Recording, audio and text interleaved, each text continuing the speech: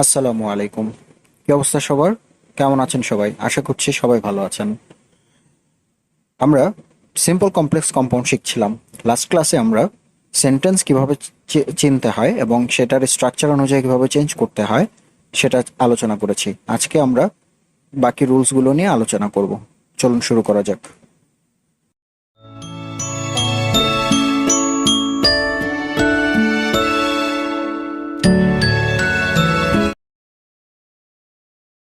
আমরা চেঞ্জ করার ক্ষেত্রে এই সিকোয়েন্সটা ফলো করব। প্রথমে কমপ্লেক্সটা দেখব, কমপ্লেক্স থেকে কম্পাউন্ড করাটা দেখব, তারপর কমপ্লেক্স থেকে সিম্পল করাটা দেখব।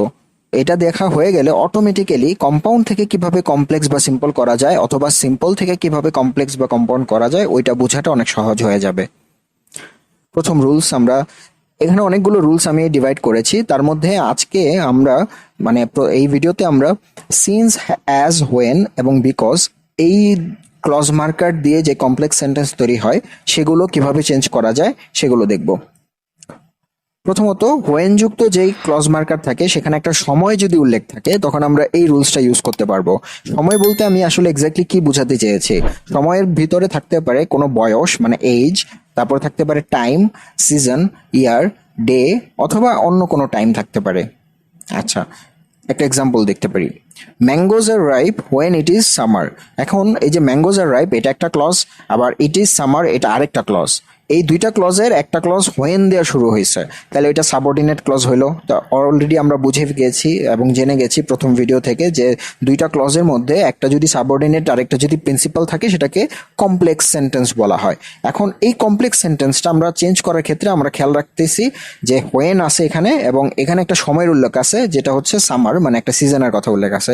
এই জন্য আমাদের প্রথম রুলসের স্ট্রাকচারে এই উদাহরণটা আমরা সলভ করতে পারবো। এইখান থেকে কম্পাউন্ড করার যাবে খুব ইজিলি, জাস্ট অ্যান্ড বসায়া। আমরা অলরেডি জেনেছি কম্পাউন্ড করার ক্ষেত্রে মনে রাখতে হবে দুইটা প্রিন্সিপাল ক্লজ এবং একটা কনজাংশন লাগবে। তো এখানে দুইটা ক্লজ তো অলরেডি আছে, ম্যাঙ্গোজ আর রাইপ এবং ইট is summer. Just because when থাকার কারণে ইট ইজ সামারটাকে আমরা সাবঅর্ডিনেট ক্লজ বলতে পারছি বা বলতে হচ্ছে। এখন এই হোয়েনটাকে যদি আমরা বাদ দিই তাহলে কিন্তু ইট ইজ সামার এটা আলাদা করে একটা প্রিন্সিপাল ক্লজ এবং ম্যাঙ্গোজ আর রিপ এটা তো অলরেডি একটা প্রিন্সিপাল ক্লজ ছিল। তাহলে এই দুইটা প্রিন্সিপাল ক্লজকে আমরা অ্যান্ড দ্বারা যুক্ত করে দিলেই এটা কম্পাউন্ড সেন্টেন্স হয়ে যাবে।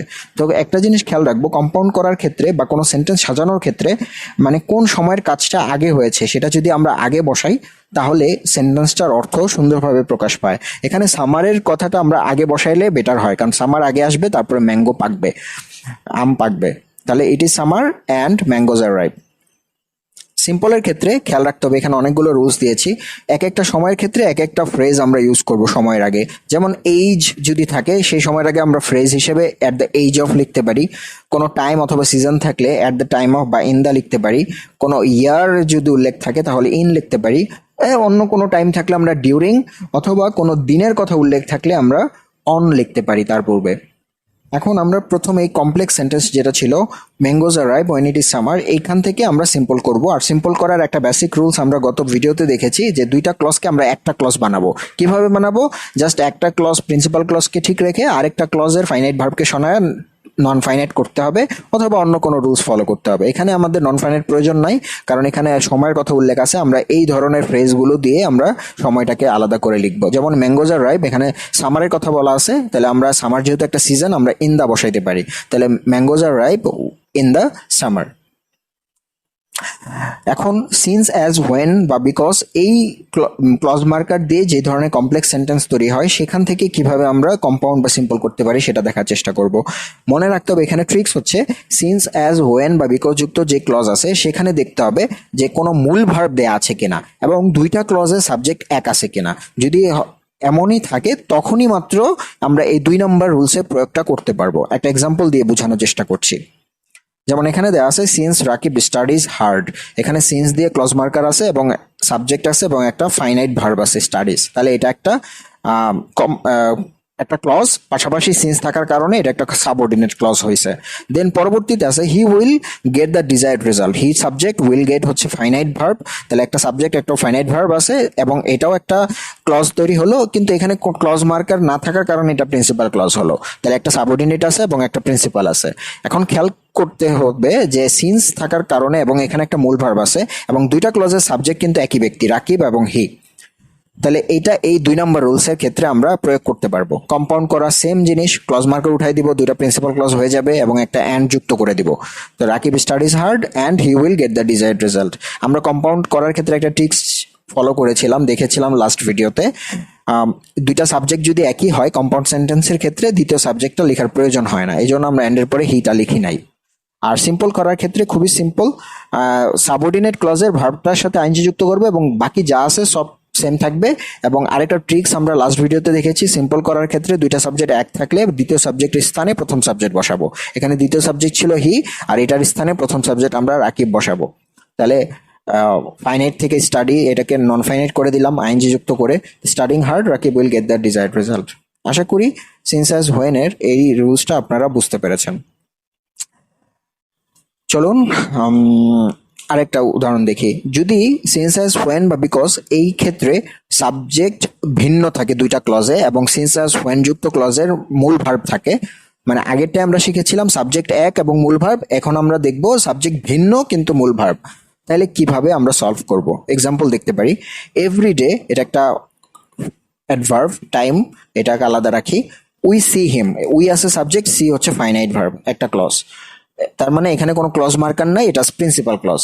প্রতিদিন আমরা তাকে দেখি, কথা শেষ। When he goes in a khaki dress, যখন সে খাকি ড্রেসে বাইরে যায়। তাহলে বাইরে দেখেন এখানে সাবজেক্ট আছে, গোজ আছে, ফাইনাইট ভার্ব, এটাও ক্লজ, কিন্তু হোয়েন থাকার কারণে সাবঅর্ডিনেট ক্লজ তৈরি হলো। তাহলে একটা সাবঅর্ডিনেট একটা প্রিন্সিপাল, এই জন্য এটা একটা কমপ্লেক্স সেন্টেন্স। তো কমপ্লেক্স সেন্টেন্স থেকে আমরা দেখতে পাচ্ছি যে হোয়েন যুক্ত সাবজেক্ট এবং মূল ভার্ব আছে, আর হোয়েনের মানে প্রিন্সিপাল ক্লজে যে সাবজেক্ট সেটা হচ্ছে উই আছে, মানে সাবজেক্ট ভিন্ন। তাহলে এই 2 নম্বর রুলসের ক্ষেত্রে আমরা এটা প্রয়োগ করতে পারবো এই উদাহরণটা। তাহলে এখানে অ্যান্ড যুক্ত করব, সেম একই জিনিস। হোয়েন যেহেতু ক্লজ মার্ক এটাকে বাদ দিব এবং দুইটা ক্লজের যেটা আগে হয়েছে সেটা আমরা আগে লিখবো। যেমন খাকি ড্রেস পরা বের হয়েছে, বের হয়, এই জন্য আমরা তাকে প্রতিদিন দেখি, এই জন্য এই কাজটা আগে হয়েছে আগে লিখবো। He goes in a khaki dress and যুক্ত করবো and everyday we see him. আচ্ছা, সিম্পল করার ক্ষেত্রে আমরা 3টা জিনিস ফলো করব। কখনো যদি নাউন থাকে, হ্যাঁ, এবং ভার্ব কে আইএনজি যুক্ত করা যায়, তাহলে অন দা ভার্বের সাথে আইএনজি যুক্ত করব, দেন অফ দা প্লাস নাউন লিখবো সাবঅর্ডিনেট ক্লজের ক্ষেত্রে। আর বাকি যে প্রিন্সিপাল ক্লজ আছে সেটা কমার পরে ঠিক ওইভাবেই রাখবো।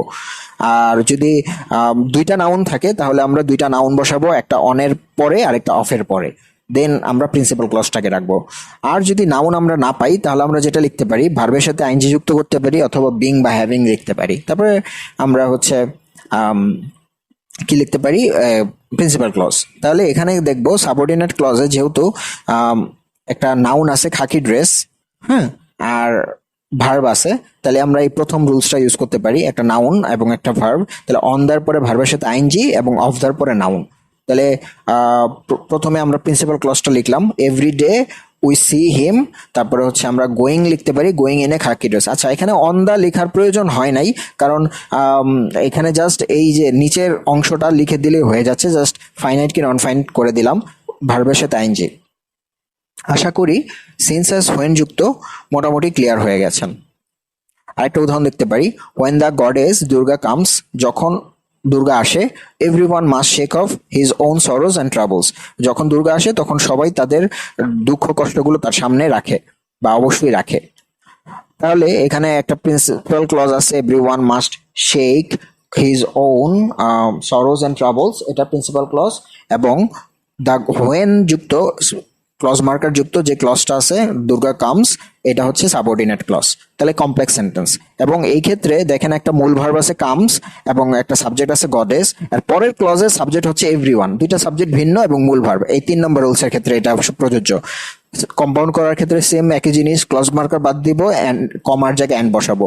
তাহলে the goddess Durga comes and everyone must shake off his own Saroj and troubles.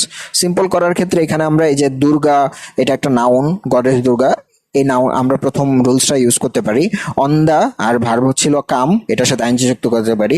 তাহলে অন দা কামিং, তারপরে অফ দা যুক্ত করলাম, then noun of the goddess Durga, then principal ক্লজটা লিখে দিলাম, everyone must shake off his sorrows and troubles. আশা করি এই তিনটা রুলস আপনাদের খুবই ভালোভাবে কমপ্লিট হয়েছে। নেক্সট ক্লাসে আমরা পরবর্তী রুলস নিয়ে আলোচনা করব।